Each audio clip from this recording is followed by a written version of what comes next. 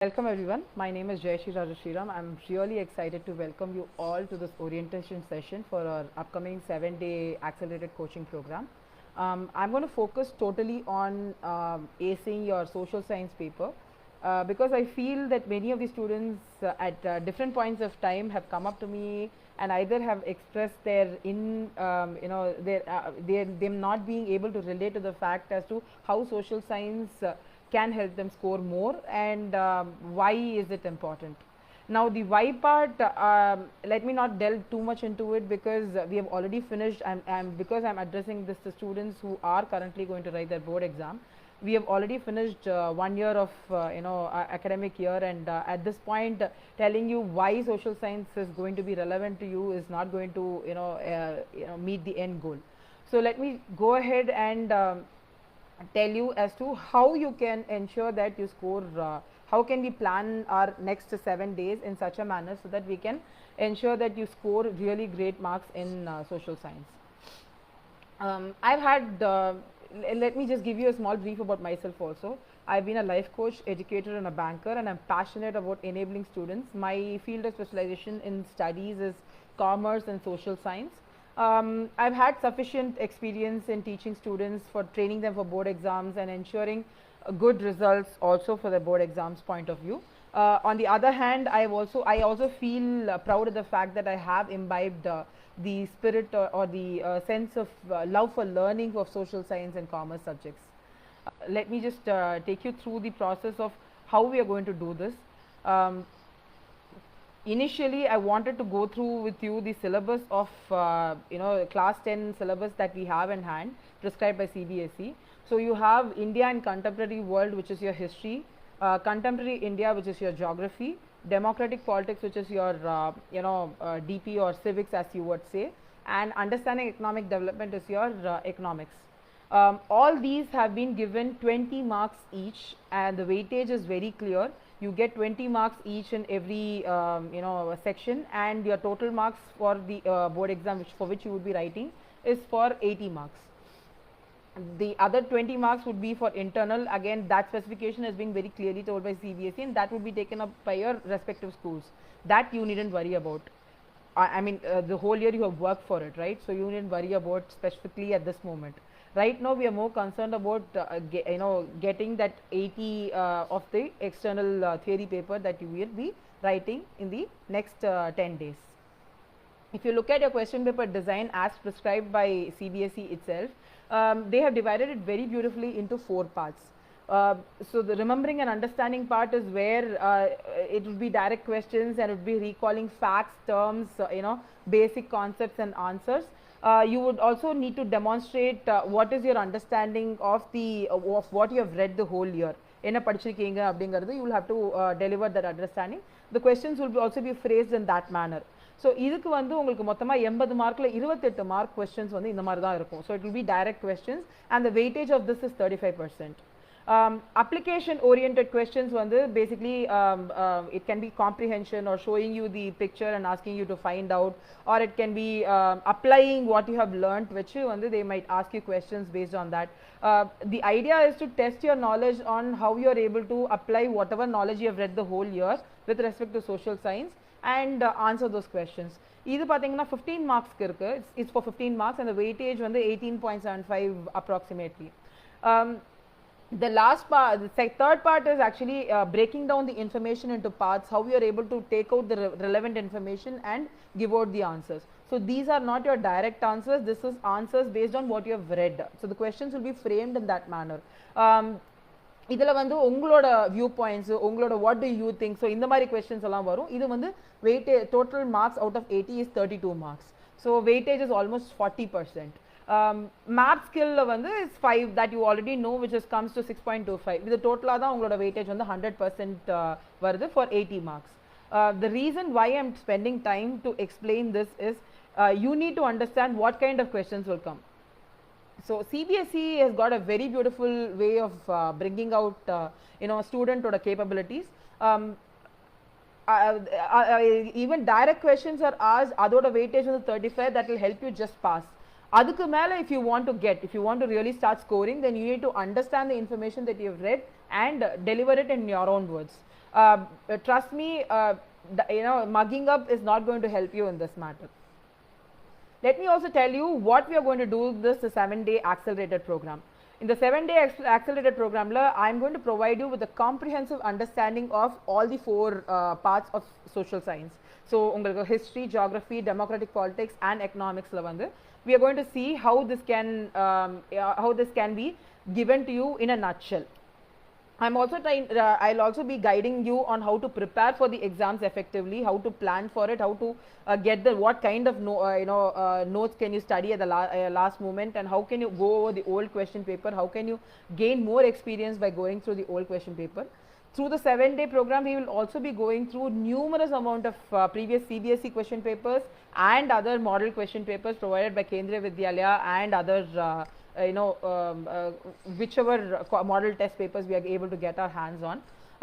I'm also going to guide you on how to present your paper effectively. I believe paper presentation is a very, very important part of scoring more in your examination point of view. My goal is to ensure that you become exam ready and you're confident before even getting the question paper in hand. That is, before the day of the exam, before the minute of getting the question paper in hand, you're confident. Let me also give you a brief about social science as a subject. In particular, is a compulsory subject because it gives you a general component of what you as a learner need to know about India and the world around you. It is very important to understand the environment in totality, and it is also important to develop a broader perspective of how you look at the world. This is very important because all the other subjects, yes, they are important in their own sense, but social science in particular makes you well informed and responsible citizens. The structure is structured in such a way, the subject is structured in such a way that in 9th you learnt about the different types of revolution that you had in the world, and then you also started learning about, in this I'm talking about the history component. Then you also learnt about how your tribal societies lived, how pastoral societies lived. All this is to give you an idea and a base foundation of what is going to happen in your 10th history and how you need to connect that and this, right? Now every subject's distinct method of inquiry is different, and you need to understand that you need to look at the society from different angles and form a holistic view, right? Now this is the general information that I wanted to give you. Coming back to history for 10th standard, now there are 3 sections as per your CBSE syllabus for history. So section 1 is going to be totally based on your events and process. So events and process are a continuation of what you studied in your 9th standard of your revolution. So over here you would have the rise of nationalism in Europe. You are looking at Europe as a whole. Then you will be looking at nationalism in India, where we are looking at First World War, Khilafat movement, non-cooperation movement, and how the different strands are there within the movement. We are also moving towards, we will also be learning a bit about civil disobedience movement and how there was a sense of collective belonging. You will see the theme very similar to what we would be studying in Rise of Nationalism, because it is more of how the revolution started, how the different groups reacted, and how did the people, the common person, how did they develop a sense of belonging. You need to understand that ultimately as students you would need to understand the way nationalism emerged as a concept and how it emerged in Europe and in India also. Section 2 deals with livelihoods and economies and societies, which is a continuation of what you studied in 9th standard. Of course, making of a global world is more about how globalization impacted the world politics and world societies at large. How age of industrialization deals with how from the pro-industrial phase to the early factory system, how how the people were able to assimilate all that, and how they were able to, how did it impact the labor class, because that is the most important concept that you will be studying in this lesson. We will also be doing a small reference to textile industries, which I understand will be helpful to form a whole view of what you are studying. The section 3 contains of everyday life, culture and politics, where you are studying about print culture and modern world. Why is this important is because you need to understand yourself about the different forms of writing that existed throughout the course of history and how they reflected the historical changes of that era. how they shape the forces in society and how they shape the forces of change. This is very essential for you to know as class 10 students. Let us also not forget to go over the map work for history as prescribed by CBSE, which is Nationalism in India lesson. In that lesson specifically, we will be looking at map work in the next 7 days. I will be going through each and every place of importance in national history, in Indian national history, of course. The next subject that we will be looking at is contemporary India or geography. In this, the first lesson that we start with is resources and development. Again, the gist of the lesson in a nutshell is basically the value of the resources and the need of sustainable utilization of resources and sustainable development, how important it is. That is what we will be learning in the whole lesson. Forest and wildlife is more to do with importance of forests, importance of wildlife, and how the conservation steps are taken and how it is relevant to both current situation and the future situation.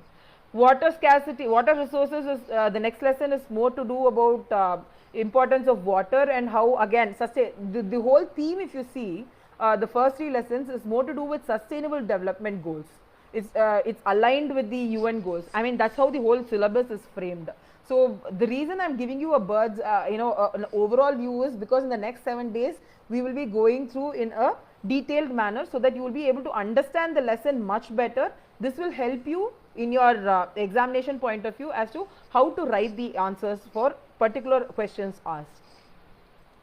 In agricultural lesson, we will be learning about the different types of farming, how it started, and what are how farming is differentiated in the whole of India based on the zones of rainfall, based on the regions, cropping patterns, etc. We'll also be learning about how government policies are there for encouraging agriculture as as an industry altogether, right? In minerals and energy resources lesson, we will be learning again about the judicious utilization of minerals and resources, what minerals are found in what areas, and how that has impacted the economy of that area.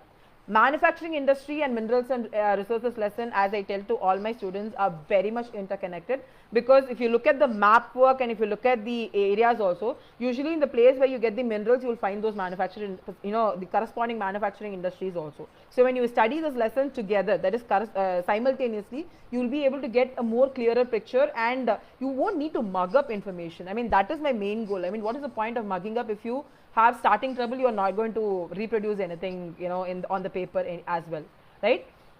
The next lesson is lifelines of national economy. Again, over here you will find there is a slight tint of how globalization has shrunk the world, how we have become a global economy, and how India on the whole plays a role in trade and economy in the end, how this impacts our economic development also. Again, in map, in the next 7 days we will be going through separately all the regions and we need to get spend enough attention to locate, label and identify the important places with respect to geography. The next part that we will be looking at is democratic politics. Again, this is nothing but civics in its purest form. This also, I believe, will help you understand about the present political situation within our country and the world. Again, democratic politics starts with power sharing lesson, where you're familiarizing yourself with the concepts of power sharing in a democracy. We are also understanding the working of spatial and social power systems sharing mechanisms in the world. Federalism lesson talks about how the different federal provisions are given, how different federal institutions run, and you also gain a glimpse into the concept of decentralization in rural and urban areas. Gender, religion and caste speaks with identifying and analyzing the challenges posed by communalism to Indian democracy. You also develop a gender perspective. You also understand the concept of stereotypes, how it is enabling and disabling the whole political system. You will be able to understand more about that. Political party systems gives you a brief overview about the party systems in democracy in our country, and we also get an introduction to the major political parties. I once remember there was this one question paper where they had asked the different political parties and that was a 5-mark question. in both the sets of question, in all the 3 sets of question paper they had asked. There is in this particular lesson that we are talking about political parties, there is a map of India with the different political parties, their symbols, and ideology and areas where they are present in. This came as a bumper question altogether, because that map was never touched in the last 3 years. Suddenly, all of a sudden, that question came, and that kind of brought down the number of centums that year. The reason I'm explaining all this to you is for you to be prepared. By now, you would have at least read the NCERT textbook twice, because you would have had a lot of exams, midterms, model exams and all that. This is going to give you an additional perspective to boost your marks from your line, to make sure that you get at least that plus 10 in your final boards.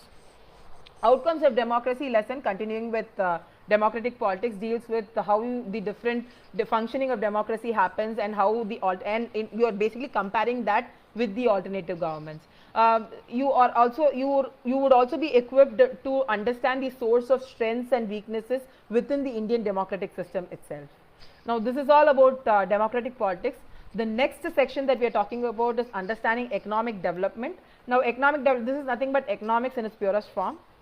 The first lesson, development itself, is in relation with resources, and the first lesson in geography, both are interrelated.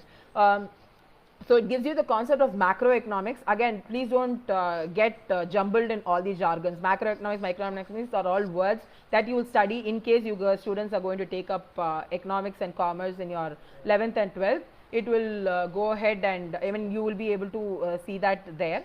But for you now to understand, you're familiarizing with the concepts of macroeconomics, that is looking at India as a whole, right? You're looking at overall human development in our country, and how it is important to develop the quality of life, and ensure that sustainable development happens, right?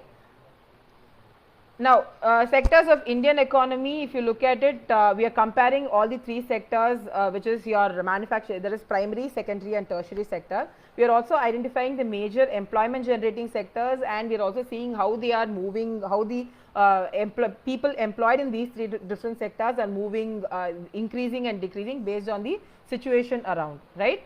In money and credit, we are understanding about how money is an economic concept, and what is the role of financial institutions in a day-to-day life.